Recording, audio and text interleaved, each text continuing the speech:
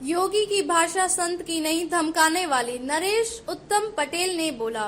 फतेहपुर जिले में आज इंडिया गठबंधन के प्रत्याशी के तौर पर सपा ने अपने प्रदेश अध्यक्ष नरेश उत्तम पटेल को उम्मीदवार बनाया है।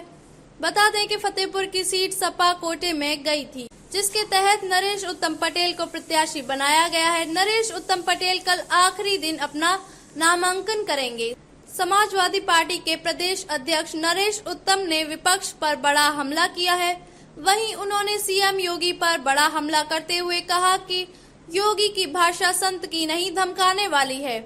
साथ उन्होंने कहा कि बीजेपी आरक्षण के मामले पर सदन से लेकर बाहर तक झूठ बोल रही है। देश की जनता अब बीजेपी के बहकावे में नहीं आने वाली है। उन्होंने कहा कि अमर यदि भाषा बोलना और संविधान की कसम खाकर सच न बोलना बीजेपी का काम है। कमर तोड़ महंगाई, बेरोजगारी और किसानों के साथ बीजेपी का छलावा 2024 के चुनाव में बीजेपी को ले डूबेगा।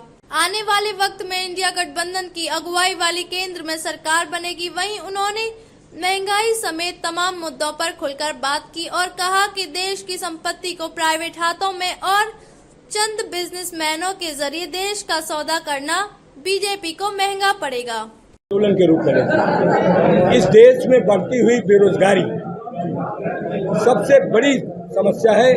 बढ़ती हुई बेरोजगारी और दूसरी सबसे बड़ी समस्या है इस देश में किसानों के साथ अन्याय, किसानों की फसलों की लूट और इस देश के अंदर बढ़ती हुई महंगाई और इस देश के अंदर जो करप्शन है, भ्रष्टाचार है, उस भ्रष्टाचार पर अंकुश लगाना और इस देश के अंदर सामाजिक समरसता को कायम करना, सामाजिक विषमता को समाप्त करना, इस देश के अंदर आर्थिक विषमता को पर रोक लगाना, जो आर्थिक गैर बराबरी है उसको कम करना। डॉक्टर राम मनोहर लोहिया, मुलायम सिंह यादव जी के सिद्धांत पर एक सवाल और है कि मैनपुरी में योगी आदित्यनाथ जी की रैली, जहां पर समर्थक बुलडोजर के जरिए वहां पहुंचे, इस पर क्या कहें?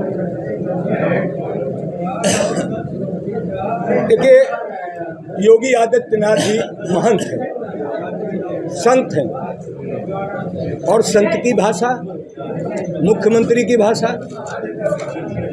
जिस तरीके से है सारे मीडिया के लोग जानते हैं।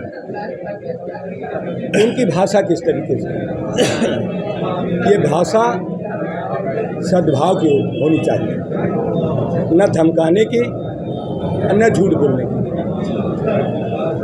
सामाजिक समरसता से बात होनी चाहिए। इसको क्या कहना है? वो खुदे हैं, उल्टा चोर कोतवाल को डांट रहा है और अमर्यादित भाषा बोलना, नैतिक बातों पर काम न करना, जनता को गुमराह करना, बड़े पदों पे संविधान की कसम खाना, यही साबित करता है कि आपने संविधान की कसम खाई पर बोल सब झूठा रहे हो।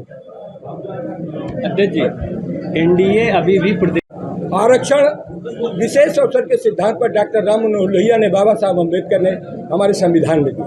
लेकिन आज आरक्षण जो है शेड्यूल कास्ट का हो, चाहे ओबीसी का हो, चाहे वो शेड्यूल ट्राइब का हो, उस आरक्षण पर भारतीय जनता पार्टी पूरी तरीके से डाका डाल रही है। विशेष अवसर के सिद्धांत को समाप्त करना, पूंजीवाद को बढ़ाना लोकतंत्र की कमजोरी है। उस लोकतंत्र की मजबूती के लिए समाजवादी पार्टी संघर्ष करती है, सदन से लेकर सड़क तक करती रहेगी।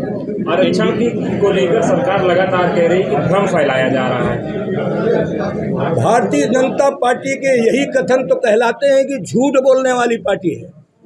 पार्लियामेंट के अंदर से लेकर प्रदेश के दोनों सदनों में जब बहस होती है, पत्रकार भाई निकालते हैं, समीक्षा पत्रकार ही लोग करते हैं, इस देश के राजनीतिक लोग करते हैं, इस देश के अर्थशास्त्री करते हैं, तो वो बीजेपी का कथन झूठा साबित होता है। ये मैं नहीं कहता, पूरे देश के जितने भी जर्नलिस्ट हैं, अच्छे पत्रकार हैं, जानकार पत्रकार हैं, वो बात बताते हैं कि बीजेपी झूठ बोलने वाली पार्टी है।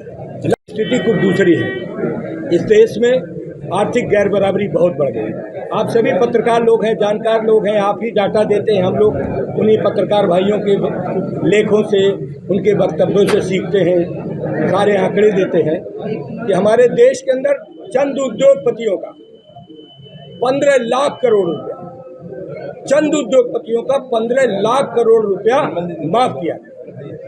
और इस देश के अंदर सबसे ज्यादा किसान, उन किसानों का कर्जा नहीं माफ किया।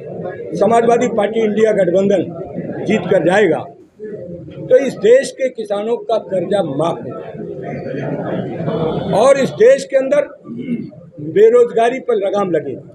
बीजेपी के आने के बाद सारा नौकरी प्राइवेटाइजेशन होगा, निजीकरण पर चलेगा। निजी संस्थाओं को, इस देश के बड़े बड़े सरकारी यंत्र, जितने भी सरकारी संस्थान हैं, उनको भारतीय जनता पार्टी लगातार बेचती